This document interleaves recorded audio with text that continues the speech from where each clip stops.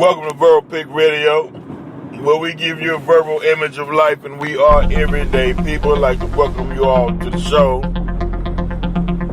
Colin Kaepernick needs to be a Houston Texan. If you want to erase the so-called VY curse, or the curse of Vince Young, bring in Colin Kaepernick, and that will erase it, wipe your slate clean, and you can start at a new beginning. This message goes out to the Texans organization staff and also the fans of the Houston Texans football team. The fans of Houston should be rooting for and hoping that the Texans pick him up to make him the quarterback for the 2017-2018 season. We all know that Savage, the backup quarterback to Deshaun Watson, we all know what he's capable of. He is giving us his very best. And we've seen his very best, and it's not what we'd like to see in a quarterback for the Houston Texans, for all the Texan fans. But we'd like to see Colin Kaepernick in Houston. I think that'll make the game more exciting. And I believe that more people attend the games, which the games are already packed, but more people, the viewership will rise. It's a win-win. It's a win-win. Matter of fact, you couldn't ask for a better fit for Colin Kaepernick than in Houston, Texas, because Houston, Texas is the most diverse city in America. See, one thing about Texas is that who cares?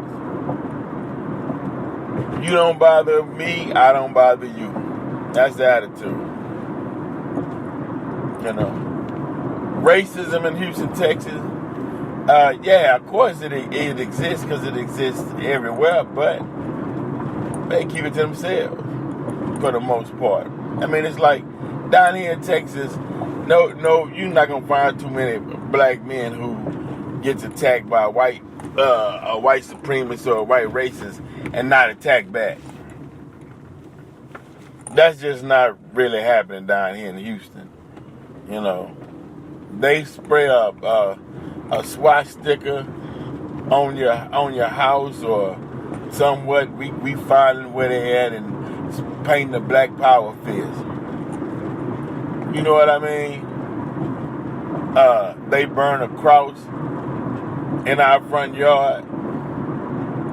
We go up there and burn up the truck that's sitting high on the 4-wheel drive, or we'll burn that up. So, you kill my dog, I slay your cat mentality down here, so that helps keep the peace. But yeah, I think that'll be a good fit. Colin Kaepernick, the Houston Texans. Yeah. Matter of fact, let's make it happen. Knowing that the shooting, the killing that happened in Sutherland Springs, Texas, about 30 miles outside of San Antonio, Texas, the guy was chased down, crashed his car. Now, say he made a phone call to his father. He was already shot twice. Then the third shot came from when he shot himself in the head. Vigilante justice. That's Texas. I didn't have any problem with that. That's any men of any community, you do a horrible act against men, women, and children, and the community around get up a posse and go take them out. You know, you do harm to a member of a family member that's a part of a community, and you don't think the men coming after you take your head off. That's justice. You don't have time to wait for the police. Sometimes they move too slow. I don't see anything wrong with that. You know, they did what they were supposed to do. You brought shame down on our community and killing wives and husbands and children and siblings and whatnot. Yeah, when we catch you, we gonna kill you. That's, you know, that's the game. That's how it's supposed to go. You know, but now, should there be an overview of gun rights and mental health? Because this was not a mental health issue. That's what I know the president is saying. It's not a gun issue, it's a mental health issue. That's not true. That's not true. Because he planned it. He thought it out. He decided which guns he wanted. He decided how many magazine clips he was going to bring with him. He picked the place. He picked the time. Now, was he upset? Yeah, he could have been upset. And that was the way he dealt with his anger. You know, like I stated before, we've seen it before. Is all you trying to tell me all the people was mentally insane who committed these mass killings? The Timothy McVeighs and the Dylan Roofs and now the Devin Patrick Kellys of the world? No, it's that privilege. You know, give an example. You can't lie to an individual and tell them that they're the best on the planet. Meaning lie to them. You can tell the truth to them, but you can't lie to them and say that you're better than all other races on the planet and, you know, you were first. And I mean, those are lies, because what they fail to realize, and I wrote this in the book, Consequence by Vince Cole Muhammad, VinceCole Muhammad. You can't lie and set someone up for failure by making them think that they're greater than what they actually are, just to boost their ego. Because when they get older and get out in the real world, they start finding out real quick. You know, and it's a burden on them because they feel like they failed. And you didn't fail. It's just the fact that this person worked and prepared themselves better than you did. And I'm talking about when it comes down to different races and how some parents with that white supremacist mindset tell their kid from day one that they're great because they're white and that's it. But don't have any but they're empty vessels. And so they come out in society with this chip on their shoulder, expecting certain privileges, and society just doesn't work like that at all. And so when they get, especially if you grew up in a small town and you're not around any minorities, everybody you see every day looks just like you, and the only people that you see that doesn't look like you are on the television in the tube. So you leave your small town, you go out to different parts of the world, or even just in America, and you run across for the first time all different races of people. And they're all better than you. Now you start to get depressed. You start to feel like a failure. But you were set up from the word go. And now, how do you handle your problems? With the one thing that's cold, hard steel, that's always been portrayed in the movies, even before the cowboy movies. You grew up in the country, in the backwoods. You started off with a .22 rifle shooting at cans or bottles. Then you elevated. One thing you were good at was a good shot at long range, because you practice all the time. Probably went in the military and found out people of other races were better than you. So now you doubting your self-worth. Somebody makes you angry, and you says, well, you know what? I'm going to just go in here, take out some people, because I can't live up to the false image in my head that was poured into me as a child of my false greatness just because of the color of my skin. And there you have it. And then they say mental health. No, it's not a mental health. It's a false teaching of a white supremacy that these young kids are stressed out trying to live up to. They can't live up to it. Because the time, the situation, the positioning of the planets, it's all different now. So it's impossible. And they don't have the memory that their elders had. The elders are going strictly off of the tail end of something that they saw, and they're trying to push it forward to a next generation.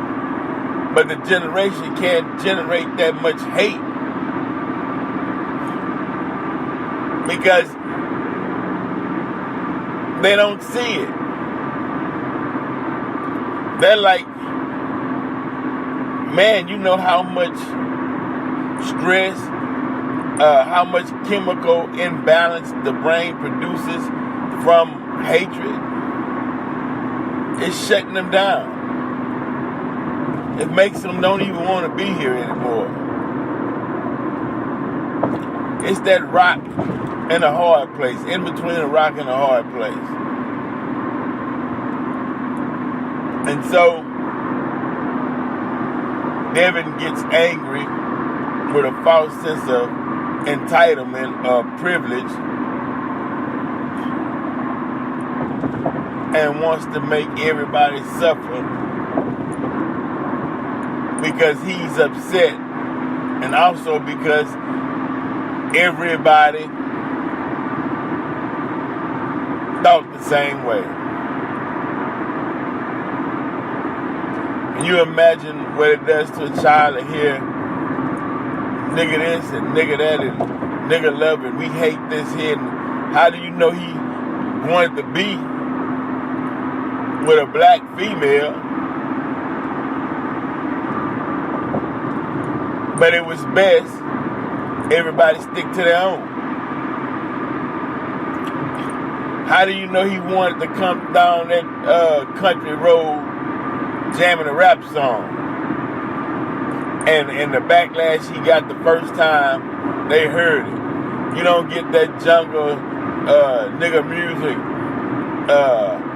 off in our community, polluting and poisoning our airways. You know how it goes. He turns it out. He's upset, mad.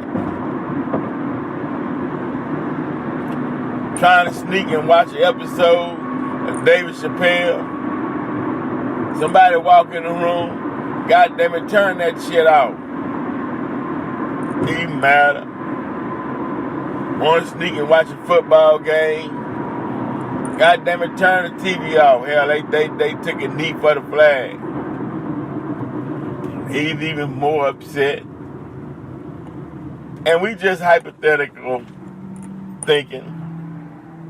You know, this is just a what do you call that in science, man? A hypothesis? No. What is it? Oh, it's been so long, I can't even think right now. It's early in the morning. It'll come back to me. But yeah, but that's what this is. Whatever that word is, that's what this is.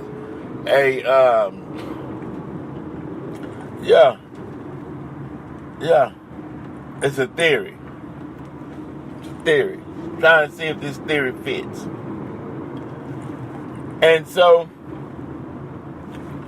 this guy probably been shooting guns since he was able to walk.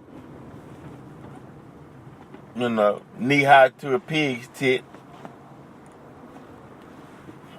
And, hey, got his rifle, confident behind the gun. Only thing give him strength and power. And there you have it. Another sad tragedy. Cracked under the weight and the pressures of the world. And he'll be remembered as Devin Patrick Kelly, the mass killer. Killed over 26 people, wounded another 20, 46, or another 20 was hurt, 46, in a congregation of only 50 people, took out 4% of the town's population. Here lies Devin Patrick Kelly. It's wild, folks. You know, it's actually stunning, but trust me, especially if your white folk, your great grandparents' generation, if they still around, I know you catching hell. You know, I know you going through it. They just tearing you up. You wake up hearing the N-word and go to sleep hearing the N-word. You know, in any scenario, I know that hate is on y'all shoulders like 9,000. You know, and you have to watch what you do and watch what you say. You can't give any inclination that you like anything that's coming from black people. They find out they subject knock you down. You know, and disown you. You won't get a bit of the land through inheritance. You know, Lord knows if they walk in the house and you jamming Tupac, you first after they pick themselves up off the floor from a heart attack, then they gonna break the stereo, then they coming at you. Disown you. That's I hate to say it. That's prison. That's a form of slavery. You're trapped. Caught in the trap and can't get out. I don't know. Hey. Woo, that gotta be rough growing up like that. When someone dictates your thought process. Someone dictates your mind. Someone dictates what you think about, how you view things, how you should view things. They create the narrative in the way that you should even look at a thing. Then they create the narrative, or they tell you what you should like and what you shouldn't like. Put that stress on them. Man,